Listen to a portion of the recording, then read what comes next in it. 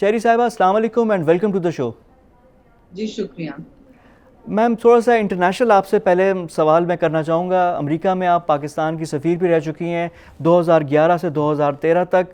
امریکہ میں جو اچانک یہ جو چیزیں ایرپٹ ہوئی ہیں، انڈر لائنگ تو کافی چیزیں تھیں، لیکن 40 شہروں میں مظاہرے، اتنی توڑ پھوڑ، یہ ہو رہا کیا امریکہ میں؟ جی دیکھیے، ہو یہ رہا ہے کہ جب معاشرے میں ایک کسی بھی تعصب کو فروغ دیا جاتا ہے تو بہت سے جو انڈیسائیڈڈ لوگ ہیں، بہت سے لوگ جو دل میں کوئی بغض رکھتے ہوں یا تعصب رکھتے ہوں، اور وہاں سیاہ فام کا آپ کو پتہ ہے مسئلہ ریشزم کا پرابلم تو ہے. تو اس تاریخ کے تناظر میں جو ایک وائٹ سپریمسزم کی لہر وہاں دوڑ رہی ہے، اور اس کا کچھ تو بنیاد اقتصادی حالات میں بھی ہوتا ہے. جب کوئی بھی سچویشن میں آپ کے پاس لوگ دیکھتے ہیں کہ ہمارے پاس جابز کم ہیں یا ہماری سوسائٹی یا اکانومی ریسٹرکٹ ہوتی جا رہی ہے، کنٹریکٹ ہوتی جا رہی ہے، تو یہ اس طرح کے افسوسناک رسپانسز اور رد عمل آتا ہے. لیکن دیکھیے، یہ ریشزم ہے، اس میں کوئی اس کی ایکسپلینیشن نہیں ہو سکتی اکانومی میں یا کسی اور چیز میں. یہ تعصب ہے، اور آپ کے رنگ پر، آپ کی نسل پر اس طرح سے تعصب ہے، اور اس کو بھڑکایا گیا ہے. جو صورتحال اس وقت ہے امریکہ میں، 40 شہروں میں پروٹیسٹ آپ کہہ رہے ہیں، کرفیو بھی لگ چکا ہے وہاں بہت سارا، اور ہر طرف یہ نفرتوں کی اور اس کے خلاف جو ایک رد عمل ہے اس کی آگ جلی ہوئی ہے. تو یہ ہونا تھا جب آپ سوشل میڈیا پہ، جب آپ اپنے پبلک پلیٹ فارم سے تعصب پھیلاتے ہیں اور تفریق کی بنیاد پر اپنی سیاست کو دوام دینا چاہتے ہیں، تو پھر اسی طرح کی افسوسناک صورتحال آتی ہے. اور میں سمجھتی ہوں کہ اس میں جو کل وائٹ ہاؤس میں آپ نے دیکھا میموریل جارج فلوئڈ کے حوالے سے ہوا ہے، اس کی بھی ایک اپنی خوبصورتی اور روشن نظرین آپ نے دیکھی.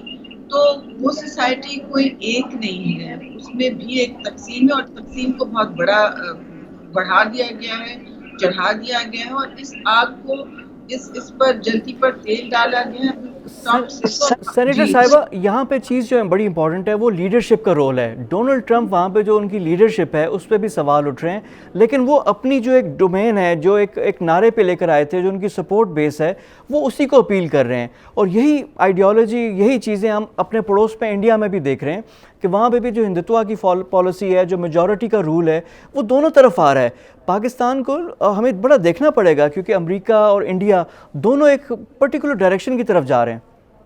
جی، جب سیاست میں آپ نفرتوں کو فروغ دیتے ہیں اور اس کو اپنی ڈیلی لیڈرشپ کے میسیجنگ کا، پیغام کا حصہ بناتے ہیں، تو لوگ حوصلہ پکڑتے ہیں اور سمجھتے ہیں کہ یہ صحیح چیز ہے. اس میں وہ سمجھتے ہیں اخلاقیات کچھ نہیں ہے، یہ طریقہ ہے.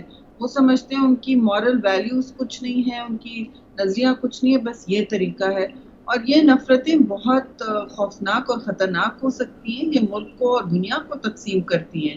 آپ نے جنگ عظیموں کے بعد دیکھا کیا ہوا دوسری جنگ عظیم کے حوالے سے. اس سے پہلے جو فیشزم کا دور تھا، جرمنی سے لے کے اسپین میں تھا وغیرہ، اٹلی میں تھا. تو آپ نے اب دیکھا کہ جو صورتحال امریکہ میں بنتی جا رہی ہے، اس میں یہ جو لوگوں کو علیحدہ کرنا ان کی نسل پہ، ان کے رنگ پر، ان کے مذہب پر، یہ بہت ہی ایک خطرناک رد عمل ہے. اور اس میں عملی طور پر ایز یہ پالیسی کی طرح بڑھایا جا رہا ہے. عملی طور پر اگر ایسا ہو تو آپ انڈیا میں دیکھیں کیا ہوا ہے. وہاں انہوں نے سٹیزن شپ ایکٹ کیا ہے، وہاں انہوں نے اپنے آئین کو ٹھکرایا ہے، اور جو لوگوں کی شہریت ہے اس پر بہت بڑا سوالیہ نشان بنا ہے، جس کی وجہ سے ہندوستان بھی اپنی پوری جو جسے کہتے ہیں نا اپنی رات کھو چکا ہے. اور اس کے بہت سنگین اثرات ہوتے ہیں. پھر وہ نہ صرف اپنے ملک میں تشدد کا لوگوں کو نشانہ بناتے ہیں، کیونکہ اور ان کے پاس کچھ دینے کو نہیں ہوتا ہے، تو وہ تشدد کی اور اس طرح کی نفرتوں کی آگے بڑھاتے ہیں اور لوگوں کو اس کہانی میں، اس سلسلے میں مبتلا کر دیتے ہیں. ہندوستان میں بھی یہی ہو رہا ہے نا، جی، اور دیکھیں، تشدد. اور یہ دیکھیں اور اس کو ڈائیورژن ٹیکٹکس نا، دیکھیں اپنے ملک میں جو ان کی گڑبڑ ہے، جو ان کی پالیسیز کی وجہ سے ہیں، جو کشمیر میں ظلم وہ کر رہے ہیں میم، اب جو چائنا کے ساتھ ان کی سبکی ہوئی ہے، اب یہ ساری جو ناکامیاں ہیں یہ ساری ڈائیورٹ کر کے انڈیا میں جب بھی یہ چیز ہوتی ہے وہ پاکستان کو کوئی نہ کوئی ملائن کرتے ہیں، پاکستان کو خلاف کوئی نہ کوئی چیز کرتے ہیں. پرائم منسٹر عمران خان بھی یہ کہہ رہے ہیں کہ فالس فلیگ آپریشن کر سکتے ہیں. اب ہماری ملٹری اسٹیبلشمنٹ وہ بھی اب اس طرح کی بات کر رہی ہے کہ انڈیا کی طرف سے کوئی ایڈونچرزم ہو سکتا ہے. یہ کتنا ریئلٹی آپ کے خیال میں، آپ کے انالیسز میں، کہ جنگ کا یا اس طرح کی اسکرمشز کا کوئی چانس ہے پاکستان انڈیا کے مابین؟ دیکھیے کوشش ہونی چاہیے کہ نہ ہو، اور پاکستان ہمیشہ ایک ذمہ دارانہ طرز اختیار کرتا ہے کہ ہم جتنی باتیں کرنی ہوں مذاکرات کی میز پر کریں. اگر آپ کو کوئی الزام لگانا ہے، اگر ہندوستان الزام لگا رہا ہے تو بھی اس کے حوالے سے آپ، اگر آپ کے پاس پروف نہیں ہے اور آپ صرف الزام کی بنیاد پر آگے بڑھنا چاہتے ہیں اور آپ اپنی پوری خارجہ پالیسی اس طرح کے الزامات پر بنانا چاہتے ہیں، تو وہ تو پھر یہ تو تاش کے پتوں کی طرح آپ کا امن، آپ کی لائن آف کنٹرول، یہ سب ان کی کوشش ہوگی اس کو کولیپس کریں، اس کو ختم کریں. لیکن دیکھیے ہم بھی ایک ریاست ہیں، ایک نیوکلیئر ریاست ہیں، اور انشاءاللہ ہم اپنا دفاع کرنا جانتے ہیں. وہ آپ نے بالا کوٹ میں دیکھ لیا کیا ہوا. لیکن بات یہ ہے کہ اس وقت پوری دنیا اس کووڈ والے وبا کی زد میں ہے. ہندوستان میں جتنی اموات ہوئی ہیں پاکستان سے زیادہ ہے. وہاں ایک میرے خیال میں بہت سخت ہنگامی صورتحال ہے، اور قحط سالی کا بھی ایک سامنے پراسپیکٹ نظر آ رہا ہے. لیکن پھر بھی ان کے جو سیاسی لیڈران ہیں وہ اپنی ناکامی پر پردہ ڈالنے کے لیے یہ سب کرتے ہیں. یہ ایک پرانی ٹیکٹکس ہے، جو سیاسی لیڈر فیل ہوتے ہیں ان کی یہ ٹیکٹک ہے. ہمارے یہاں بھی دیکھیے فالس فلیگ کی بات ہو رہی ہے، صحیح کہہ رہے ہیں، کیونکہ ہندوستان کی یہ عادت ہے کرنا، اور اس کے اگر پری وارننگ کریں گے تو پھر دنیا چوکنی رہے گی. جب لیکن دنیا اس وقت اپنے مسئلوں میں پھنسی ہوئی ہے. میرا یہ کہنا ہے کہ پرائم منسٹر بار بار ہندوستان کا روز کہتے ہیں، اپنے ملک میں جو حشر ہو رہا ہے، حشر نشر ہو رہا ہے لوگوں کا ان کی پالیسی کنفیوژن کی وجہ سے، اس پر تو کوئی توجہ دیں، دیکھیں کہ کہاں تک پہنچا دیا ہے اپنے لوگوں کو. اور آپ کہہ رہے ہیں آپ خود اپنا خیال کریں.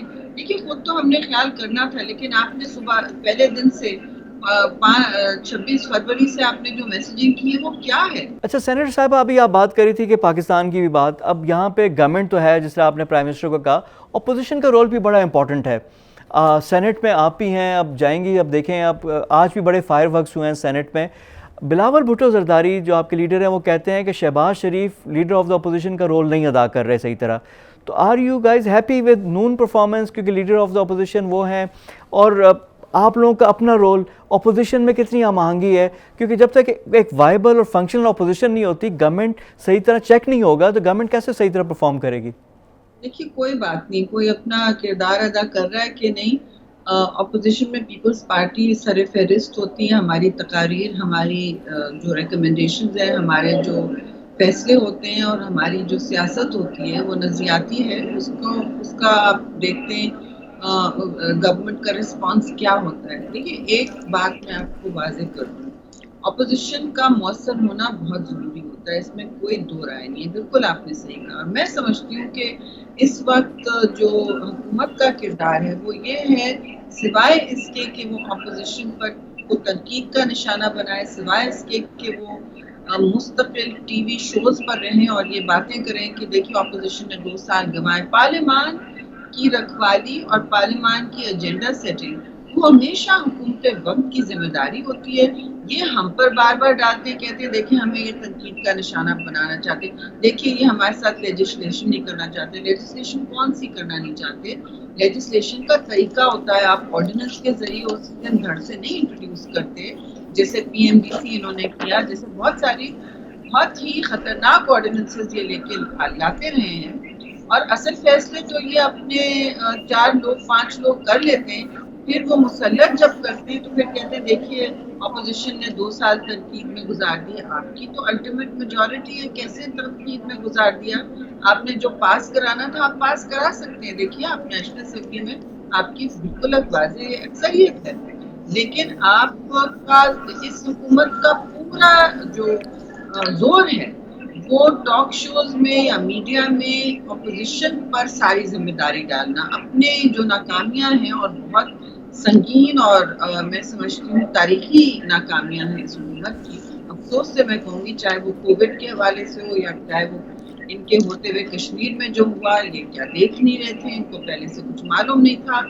और अब भी इनकी कोई पॉलिसी नहीं है दोनों चीज़ों में। रोज़ आपने ये कह देना कि फॉल्स फ्लैग इंडिया करने वाला है, ये कोई पॉलिसी नहीं है जो एक नेशनल यूनिटी की बात करती है, जिस पर हिंदुस्तान को नजर आया कि पूरा पार्लियामान साथ खड़ा है। हम तो सब साथ खड़े होते हैं, लेकिन ये खुद ना हाउसेस में आते हैं 2-2 महीने के बाद कोविड जैसी इमरजेंसी में, जिससे मैं समझती हूँ कोई अहम बात नहीं, क्योंकि आपके शहरियों की जानें, शहरियों आपकी मेरी तो चले एक तरफ, लेकिन पूरे पाकिस्तान की जान जो है आपके हाथ में है। ये इस तरह की क्राइसिस आई है मुल्क में, दुनिया में पहली दफा आई है हमारी जिंदगी में, और प्राइम मिनिस्टर हाउस में नहीं आते, ना वो वहाँ तकरीर करते, ना वो अपोजिशन को एतमाद में लेते। देखिए, पार्लियामेंट्री तरीकेकार का ये मतलब होता है कि लीडर ऑफ द हाउस आए तो प्राइम मिनिस्टर होता है, वो हाउस को एतमाद में ले। अच्छा मैम, कल फॉरेन मिनिस्टर की तरफ से बड़ी अच्छी बात आई कि वो कह रहे थे कि बिलावल भुट्टो और शहबाज शरीफ को इंडिया की सूरत हाल पे वो ब्रीफिंग देंगे।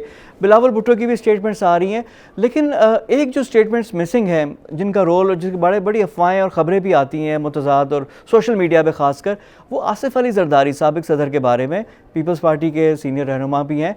तो आसिफ ज़रदारी की सेहत के बारे में कोई इन्फॉर्मेशन कि उनकी सेहत, सारी बात है जी? मैं आपको वजाहत से 2 टोक अल्फाज में कहूँगी कि मेरी बराह रास्त उनसे टिड्डी दिल पर कल बात हुई है, लंबी फ़ोन पर और इस तरह फेस टाइम पर होती है। क्योंकि देखिए, इस वक्त कोविड के हवाले से जो भी जिसके पास जिसकी भी अंडरलाइंग एक कंडीशन हो, जिसकी भी सेहत पर कोई भी सवालिया निशान हो, एज इन अभी वो अस्पताल में ही हैं, अपने प्रोटेक्टिव केयर में हैं, तो वो घर आ गए, लेकिन वो अस्पताल की सिचुएशन है, उनकी जो भी हेल्थ कंडीशन है, उनको इस वक्त किसी से नहीं मिलना चाहिए। देखिए, पूरा मुल्क शायद सीरियसली ना लेगा, हम तो सीरियसली लेते हैं। सिंध में हमारी ये सूरत हाल है और हमारी लीडरशिप की भी ये पोजीशन है कि आपने इसको बहुत संजीदगी से लेना है, लोगों की जानों से ना खेलें। तो उनकी जो सूरत हाल है, वो WHO की SOPs फॉलो कर रहे हैं भाई, और हमसे वो बातचीत अक्सर और बेशतर करते हैं, वो अपना हेल्थ रेजिमेंट बरकरार रखते हैं। और आई डोंट नो लोगों को इतनी तशवीश क्यों हो रही है। बहुत से लोग इस वक्त मंजर आम से ऑफ हैं, क्योंकि वो उनकी एक एज है, उनकी एक कोविड एक्सपोजर है। ये तो होता है, आप आए दिन हम चाहते हैं कि सबकी जाने खतरे से बाहर रहें, और इसी वजह से उनका ये खुद सेल्फ आइसोलेशन में रहने का बहुत ही, मैं समझती हूँ, अहम और सही फैसला है। इस तरह ही करना चाहिए जब आपके पास आपकी कोई भी अंडरलाइन पोजीशन हो। अभी आपने देखा कितनी अमवात अब सामने नजर आ रही हैं और बहुत सारी रजिस्टर भी नहीं होती। तो सूरत हाल मुल्क में काफी मैं समझती हूँ गैर मामूली है, और इसमें हम बातें जरूर कर रहे हैं, लेकिन पॉलिसी हुकूमत की पहले दिन से अगर हम उस पर डिस्कशन करें तो आप देखेंगे पहले दिन वो कहते हैं कि जी ये फ्लू है, ये सीरियस नहीं है, फिर कहा जाता है कि एक्सीडेंट की तरह है ये तो, और अगर कार एक्सीडेंट से मर सकते हैं, इससे भी मर सकते हैं। देखिए, जब इस तरह का मैसेज आता है, अब कह रहे हैं हमने आपको SOPs दिए थे, आपने क्यों नहीं फॉलो किए। क्यों फॉलो करेगी ये कौम, जब उनको पता, जब वो देख रहे हैं कि हुकूमत सब कुछ खोलती है और कहते हैं कि जी सयाहत के लिए भी जाएं और सैर सपाटों के लिए जाएं और ईद शॉपिंग भी जरूर करें। तो ये जो गैर जरूरी काम है, आज पंजाब में इन्होंने पार्क्स खोल दिए थे, किस लिए? जब आपकी अमवात और केसेस तेजी से खौफनाक नहज पर पहुंच रही हैं, तो आप ये लोगों को मैसेज भी तो होता है ना। आप खोलना एक बात है, आप एसेंशियल सर्विसेज खोल के रखें, जो उनके काम है लोग करें, लेकिन आप SOPs लोगों से कैसे फॉलो करवाएंगे? आपने तो वो जो हर्ड इम्यूनिटी और मदावत कहते हैं ना, नेचुरल इंसान की अपनी कुव्वत मदावत, उस पर छोड़ दिया है, और कह रहे हैं कि, और जो बहुत ही एक मैं समझती हूँ क्रूअल स्ट्रेटेजी होती है कि बहुत से लोग इसमें अपनी लुक़मा अजल बन जाते हैं। एहतियात की ज़रूरत है, एहतियात की ज़रूरत है। शहरी रहमान साहबा का ये कहना है कि कोरोना का मैसेजिंग भी क्लियर होनी चाहिए, लोगों को इसका बताना चाहिए और क्लियर कट एक मैसेज आए, और उसकी सख्ती अगर मज़ीद हो सके तो वो भी ज़रूरी है।